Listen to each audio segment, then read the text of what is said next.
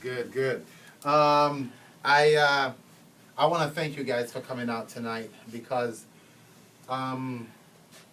it takes a special kind of person to want to come out to a motivational seminar, a motivational workshop.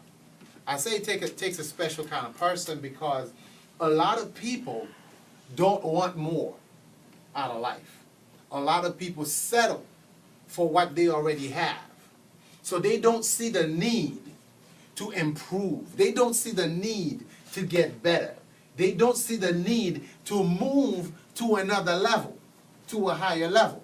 But the people that come out to seminars to listen to the kind of things that challenge them, the people that read books and try to get more insight, try to get more education, try to grow mentally, spiritually, socially, intellectually, those people are not satisfied with mediocrity.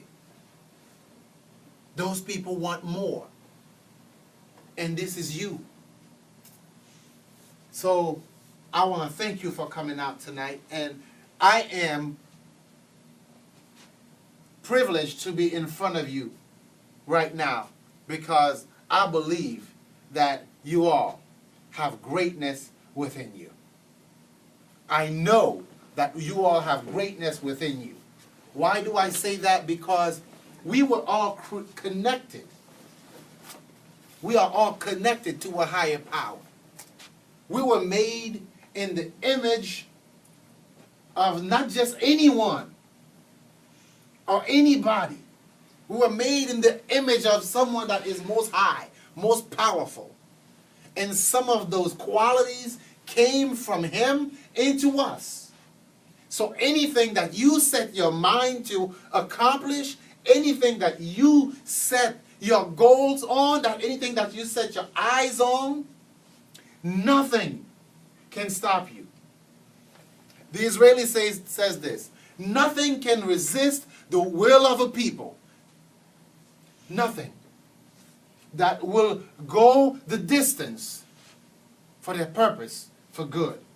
Okay? So it's important that to some of us, it's important to come to things like this and come out and be motivated and feel that you're taking a step toward your success. You're moving towards something that is great. You're moving towards something that is powerful. I didn't get a chance to introduce myself. My name is Gene. Thank you guys again for coming. Let's talk, before I go into the heart of the subject that we're going to talk about. Earl Nightingale, most of us have heard of Earl Nightingale if you listen to his videos on Facebook, on YouTube. He has books and stuff like that. He said that success is any man or woman doing what they want to do, what they wanted to do, what they intended to do. They went after it and they made it happen. So success can be a housewife who wanted to be a housewife. Success can be a teacher who wanted to be a teacher. Success can be a nurse, a doctor, a lawyer who wanted to get to that direction, who wanted to be there, and they made the sacrifice to get there. So all of us have experienced success in our lives. But today, let's not talk about the failures, because we all have those, right? We all have those. But what we need to focus on is the success that we've had in our lives. And since we've had some success, it should give us a sense that more success is possible. More success is possible. So let me tell you a little bit about my story. Well, I came to this country back in 1990 from Haiti. You know, not much education, not much background, didn't have much support from my father. My mother was paralyzed. So between 1990 all the way up to 1990 all the way up to 2002, my life was a struggle. My life was hard. Paying the rent was a problem. Getting food on the table was a problem. I was in high school and worrying about taking care of families back home. Worrying about money for my pocket, buying clothes for me. I was responsible for myself. But I knew that back then, for me to change my life, to get to a level where I can pay my bills, I can take care of myself and take care of a family, I had to go to school. I had to get an education. I had to go to college. So what I did was, right after high school, I enrolled in college. And then, life started pounding on me. My father died. Boom, right at the beginning of college. My girlfriend told me that she's pregnant. Boom, I got more responsibility, right?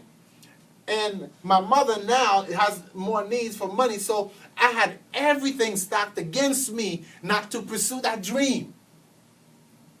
I remember being broke enough to the point where I would step into the cafeteria and steal food so I can stay in the school for the day to study.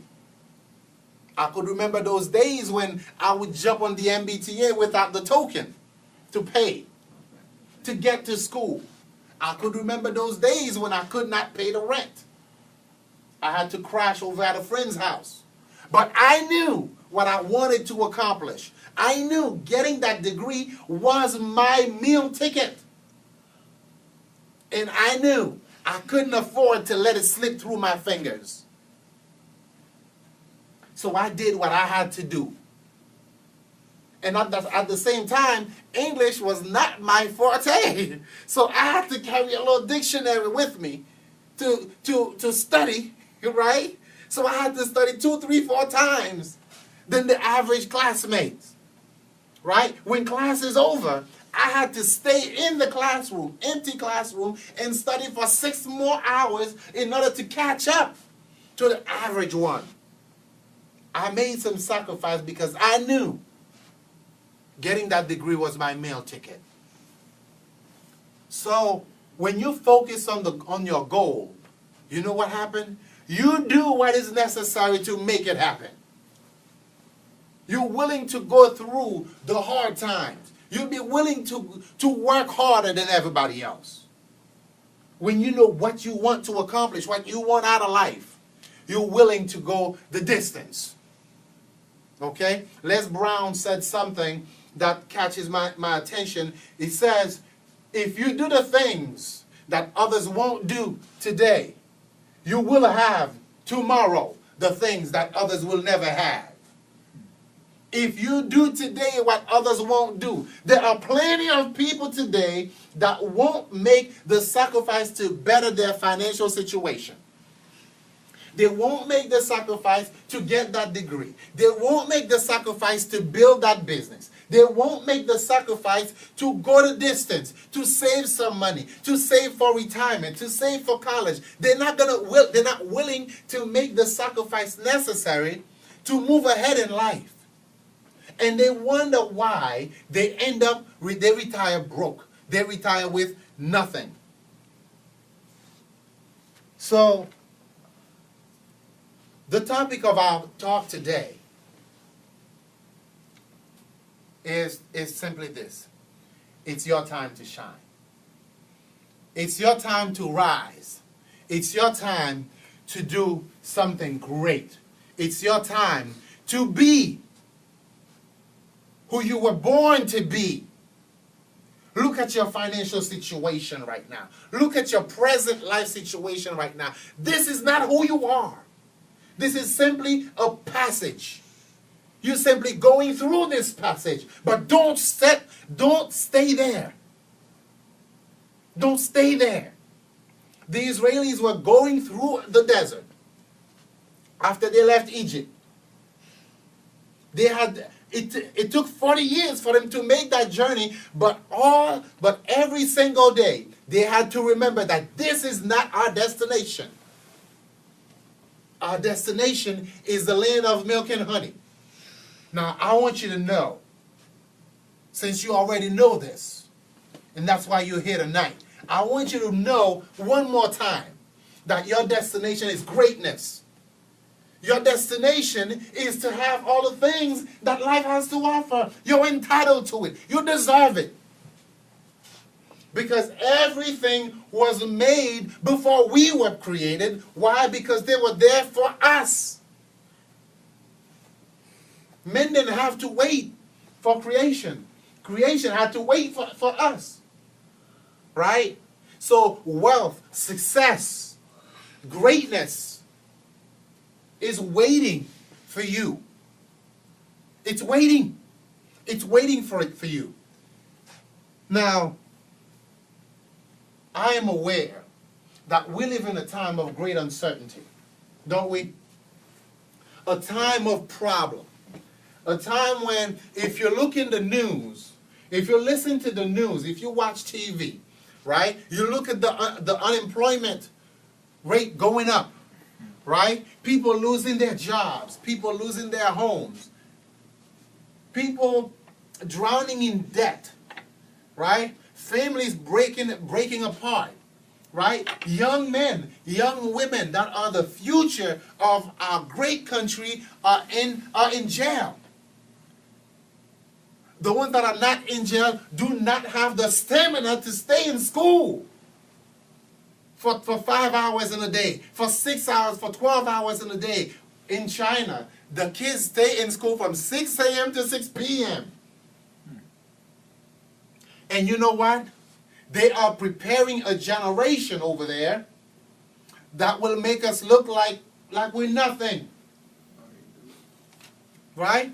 So we live in a time that it seems like it's a time of darkness. Right? Even though there's technology, even though there's all those things out there, but if you look at what's going on, right? A time when you show up for work, you don't know if you're going to have a job tomorrow or not. Not because of your performance, right? Not because you don't know your job, but because now the employers have the upper hand. And since they have the upper hand, guess what? Insecurity is all around, right? You show up one day and then they say, this is your last day. You never get a 2-week notice. You're never going to get a 2 months notice. If your job is going to migrate out of the country, they're not going to tell you, right? So this is a time of great uncertainty. We don't know what the healthcare situation is going to do right now. We don't know how that's going to turn out, right? We voted for someone. We know that there was great hope, great opportunity, but there's so much stuff happening. I'm not into politics, but I can tell when they're feeding us a lot of bull, okay? There's so much politics that's stifling the growth of this country that we live in a time where everybody is uncertain about what's going on. But in the midst of all of this uncertainty, there is a small percentage of people that are rising to the top. There's a small percentage of the population that are doing the best that they can do, that are getting to the level, that are shining, right?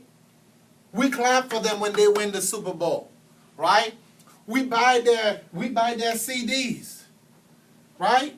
We buy their CDs. We listen to their music, okay? We go into their stores to buy what we need.